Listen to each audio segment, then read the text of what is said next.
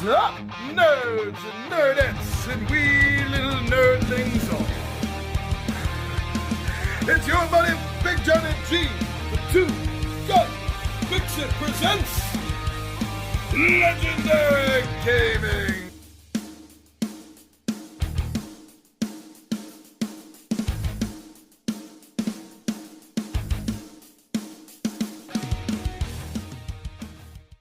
Here we go with another Tabletop Takeout Tuesday, my friends. And I want to tell you about a game I got in Kickstarter a couple of years ago. It's not a brand new game off of Kickstarter, but it was a successful game off Kickstarter and made its way to us backers. This is a niche game.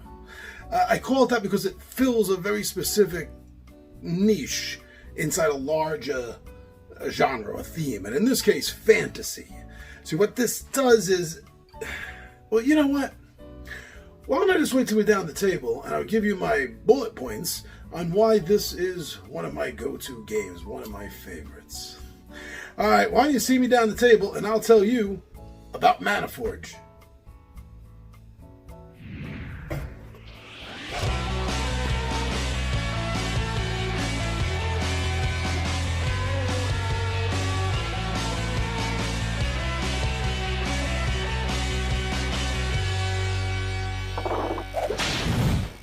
Yes, as I said, I do enjoy games that take the magnifying glass to one specific aspect. Niche gaming, so to speak. It's not quite right, but I hope you get the idea of what I'm trying to say here. And this game, Manaforge, does that exactly. It takes a laser microscope, a magic missile microscope, to the aspect in fantasy worlds, novels, movies, and games of creating magical artifacts. This is the game that does it. You're not out slaying dragons. You're not out saving poor villagers. No.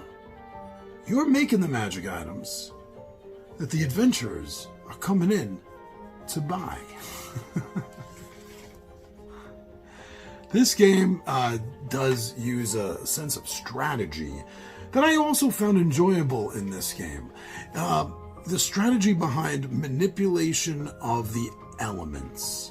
And it's all based on a combination of luck, where the dice roll comes in, how you want to manage those dice, and if there's any special abilities you have, because each of the wizards, sorcerers, magic users, arcanists, they each have an affinity and a special ability that ties them to an element. And this, in some cases, is a boon and helps them out. And balancing all this, along with the luck of the roll and the luck of the draw, what's coming out that you have an option to make, is a very nice, healthy balance in this game of a little luck and a lot of strategy. And I dig that. Artistically, this game is beautiful. It has some magnificent cards to look at, effects, items, artifacts, even the characters themselves. The art is top-notch in this game, and as I've often said before, I find that a bonus to any game. Because if the art is nice, then you want to look at it. If you want to look at it, you want to play the game. And playing this game is not really that hard. I enjoyed that the rules were fast to learn, easy to learn, as well as to teach. I would advise keeping the rulebook handy in your first game, maybe your second game through, but after that, things are going to start being a little bit easier for you. Because like I said, the rules are not that hard to interpret. But also on top of that, the symbology that this game uses with the dice and abilities is real easy to pick up. And once you pick it up, you know most of the game right there. So that's a plus.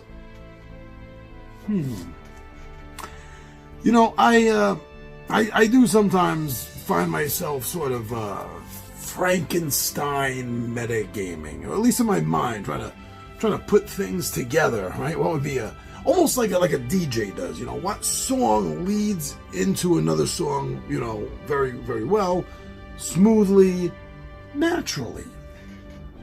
Sometimes I like to think about that with games.